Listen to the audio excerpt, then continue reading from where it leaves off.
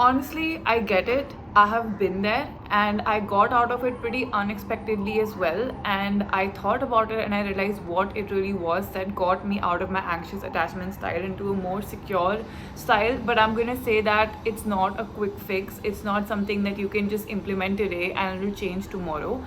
But I know what is at the core of it.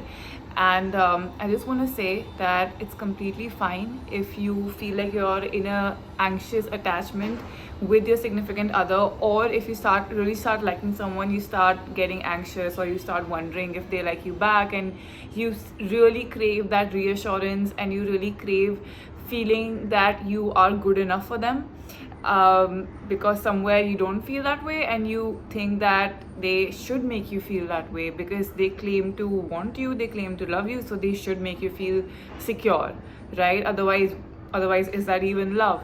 I mean, at least that's how I felt. Like I in my relationship, I was hoping that the other person sort of brings that feeling for me that I didn't feel, and I kind of sometimes demanded it because I felt that you're my partner, you're supposed to do that. But that's not how it works. Well, and I've also read this book Attached, which is about attachment styles and anxious, avoidant, disorganized, everything.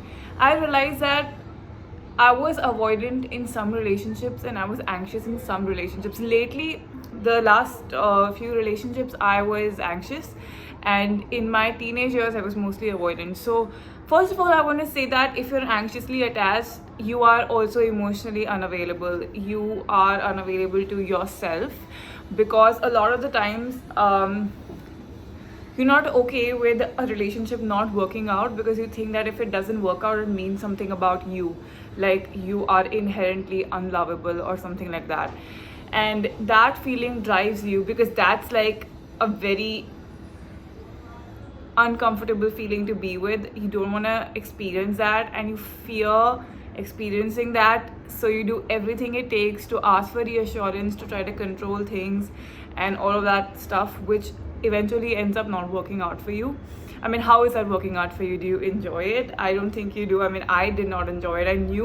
I knew that what I was doing is not the behavior of a healthy person, but I didn't know any better, and I just went along with it because honestly, I just didn't know any better. But it was a miserable place because I knew that this is not how a healthy person would behave, right? So, what I discovered was at the root of anxious attachment is a lack of self worth, and you probably had inconsistent parents. Like when you were young, your parents or your caregivers, sorry, were not attuned to your emotional needs. Okay, so they were not, I mean, maybe they were also anxious, avoidant towards you. Maybe your parents were avoidant because ultimately they're humans, and we know that our parents are supposed to look after us and to meet our emotional needs, but they're also humans. And I'm not justifying any kind of carelessness from your parents' side, but I think it's a useful perspective to look into. Maybe they grew up in a time where they were highly oppressed.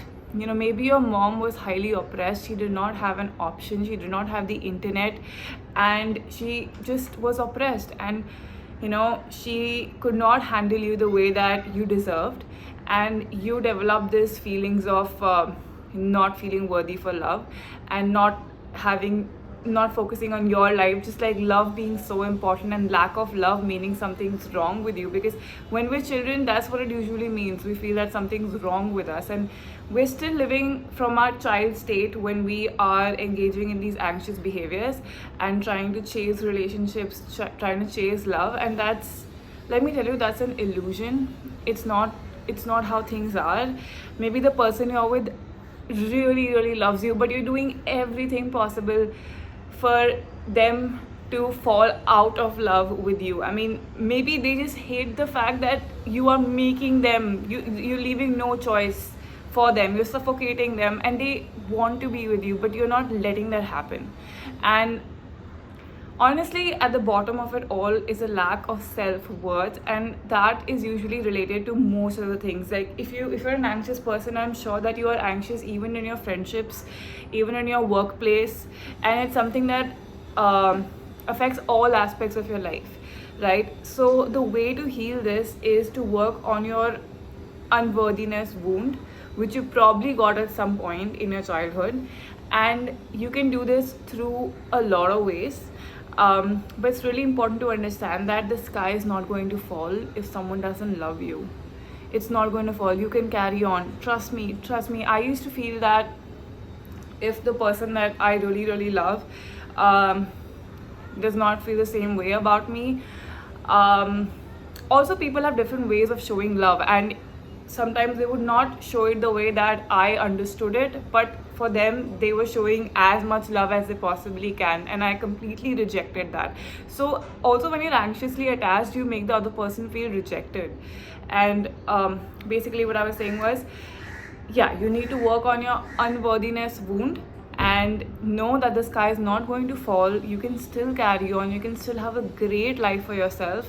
Shift from the scarcity mindset to an abundance mindset, and you can only do that when you take an interest in your own self.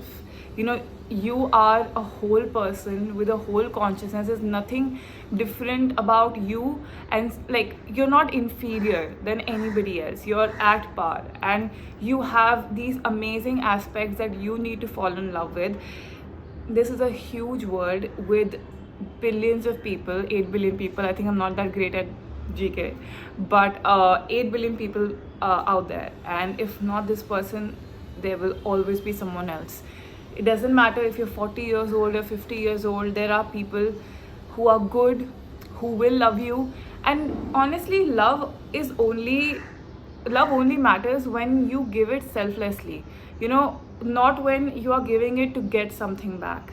So the only kind of love that is actual love is when you're giving it without any, freely, just freely, you know. And it doesn't matter if they love you back, if they don't love you back. So you have to get to a place within yourself where you love yourself to the point where it's okay if it's not coming back, you know. And that only happens when you reach a level of self-respect, self-love, and self-worthiness.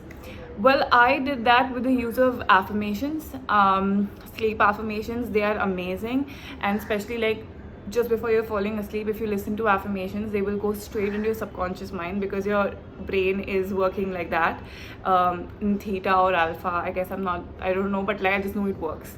So listen to that. And if you want to ask me what meditations I did, you can always reach out to me on Instagram. And yeah, that's about it. That's all I wanted to say about anxious attachment. And if you want to discuss more with me, you can always reach out to me on Instagram. All right, I hope you guys have a great week ahead, and I'm going to see you guys soon.